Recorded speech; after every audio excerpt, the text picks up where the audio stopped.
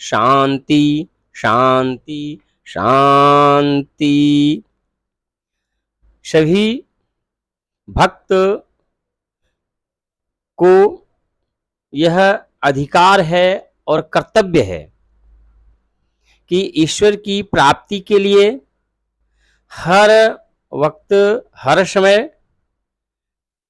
ध्यान पूर्वक समर्पण करके अपन आराध्य देव को किस प्रकार खुश किया जाता है, इसमें लगे रहें, प्रयत्नशील रहें। हम लोग जितने भी हैं सबको मैं अगले में बताया था, कामं क्रोधं मदं मानं मत्सरं लोभ मेव च दंभं मोहं तथा द्वेषं दूरेश कथावर्ती। यह जो ईश्वर की कथा है, ईश्वर की भक्ति है, ईश्वर में जो तन्मय के साथ लगन के साथ लगने की जो ये प्रक्रिया है, यह जो प्रक्रिया है अपने आप में इस प्रकार से रहे कि यह 9 प्रकार की जो कुवृत्तियां हैं इसका कहीं भी समावेश ना हो सके।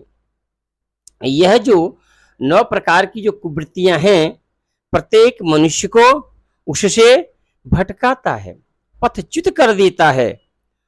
यहां तक कि कभी कभी लोग जो इतना अपने माता पिता गुरु देवता आराध्य देव इष्ट देव से भी प्रेम करते हैं, लेकिन कभी कभी इन तमाम 9 कुवृत्तियों में फंस जाने के बाद अपने अंदर कभी कभी अविश्वास का भी उदय होता है।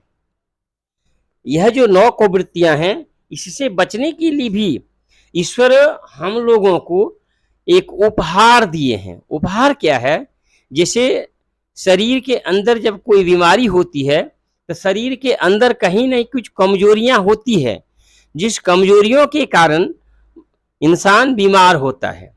उस का इलाज यह है, उस कमजोरी का ही दवा उसको दिया जाता है। बड़े बड़े वैद्य डॉक्टर जो होते हैं उस बीमारी का इस प्रकार से इलाज करते हैं कि वह बीमारी कैसे हुई उसकी ही दवा दी जाती है, ताकि वह कमजोर जो है शरीर के अंदर कोई भाग या अंग उसको ताकत मिले और बीमारी से लड़ने में सक्षम हो जाए और वह बीमारी से मुक्त हो जाए और पूर्ण रूपेण स्वस्थ हो जाए। उसी प्रकार समझिए कि हम लोग 9 प्रकार की कुवृत्तियों में फंस जाते हैं और उससे बचने के लिए आराध्य देव देवाधिदेव सृष्टिकर्ता पालनकर्ता संहारकर्ता आदिशक्ति जगन्माता हम लोगों को ज्ञान दे करके और कुपथ से सुपथ पर चलने के लिए मार्गदर्शन करते हैं और बताते हैं कि देखो इन तमाम कुवृत्तियों से बचने की मार्ग है, रास्ता है, मगर पूर्ण रूपेण समर्पण से करना पड़ेगा, मानना पड़ेगा, तो फिर आप उस कुवृत्तियों पर विजय पाएंगे और ईश्वर की प्राप्ति में किसी प्रकार की कोई व्यवधान उत्पन्न नहीं होगा। जिसके लिए 9 प्रकार की कुवृत्तियों के लिए 9 प्रकार की एक दवा ही समझ लीजिए, वह यह है श्रवणं कीर्तनं स्मरणं पादे सेवं अर्चनं बंदनम दास्य साक्ष्य तथा आत्मनिवेदनम। हे भक्त वत्सल, भगवान को चाहने वाले, ईश्वर की प्राप्ति के लिए हर क्षण तैयार रहने वाले आप लोग यह समझें कि श्रवण भक्ति के माध्यम से, कीर्तन भक्ति के माध्यम से, स्मरण के माध्यम से, पाद सेवम के करने से, अर्चन करने से, वंदना करने से, दास्य भाव की और साक्ष्य भाव से, आत्मनिवेदन से ईश्वर की प्राप्ति की जाती है।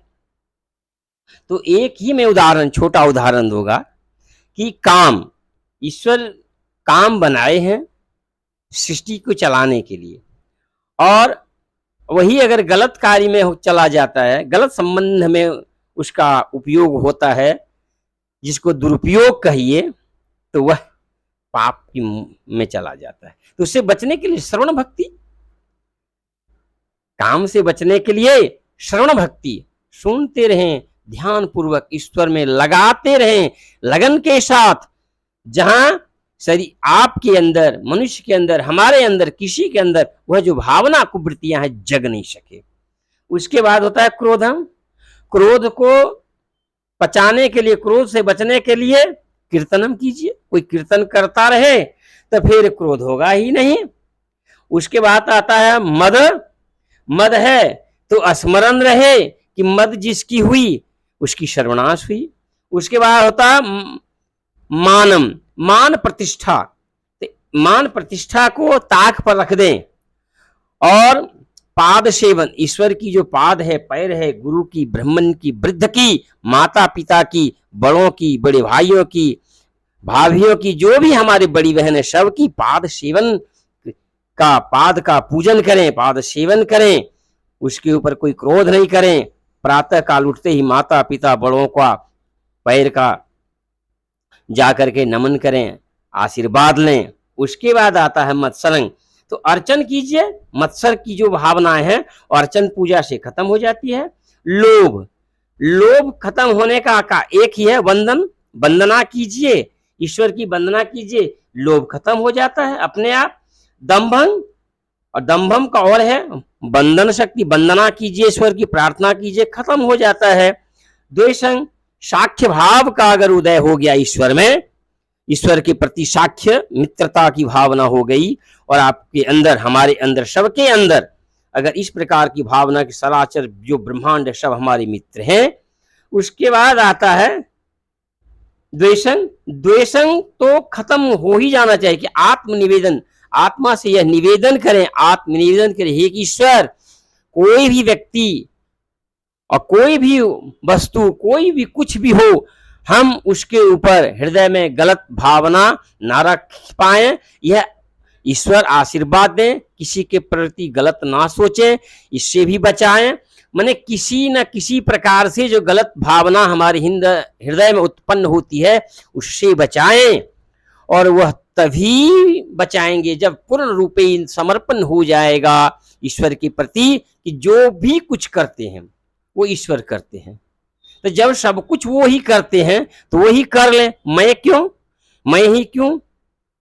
उनकी आशीर्वाद पाना है नम्रता के साथ, विनम्रता के साथ, सद्भावना के साथ, सत्मार्ग पर चलकर सभी बड़ों, बुजुर्गों, बड़े लोग, गुरु, पुरोहित, जो भी जो आदर के लायक हैं, जो भी चीज आदर के लायक है, सम्मान के लायक है, उसको सम्मान के साथ, आदर के साथ कीजिए। बच्चों के साथ, छोटों के साथ प्रेम रखिए, श्रद्धा के साथ चलिए। सब यही कहे वो सबसे अच्छा आदमी है तो यही है, वाह, ऐसा ही होना चाहिए। जिस दिन कह देंगे लोग उस दिन समझ जाइए कि भी यही हो गया। अब राम से ही थोड़ा सीख लीजिए ना। दशरथ जी कहते थे कि पुत्र हो तो राम कैसा। भरत जी, चार भाई कहते थे, चार भाइयों में भाई हो तो राम कैसा। सीता कहती थी कि पति हो तो राम कैसा। प्रजा कहती थी कि राजा हो तो राम कैसा। हम लोग कहते हैं मर्यादा पुरुषोत्तम राम। यानी सब तरह, सब लोग अगर प्रसन्नता करते हैं, प्रसन्नता के साथ आपके ऊपर आशीर्वाद देते हैं, व्यवहार में कुशल हैं आप, और उस कुशलता के प्रति अगर सबका सहानुभूति, श्रद्धा और विश्वास है तो समझ लीजिए ईश्वर का भी आशीर्वाद आपके ऊपर बरस गया। और जब ईश्वर की आशीर्वाद बरस जाती है तो दुनिया की कोई शक्ति किसी भी व्यक्ति को, किसी वक्त कोई कुछ नहीं कर सकता है। वह पूर्ण रूप में ईश्वर के सानिध्य में स्वकुशल रहता है, समस्त परिवार रहता रहेगा। ओम शांति शांति शांति।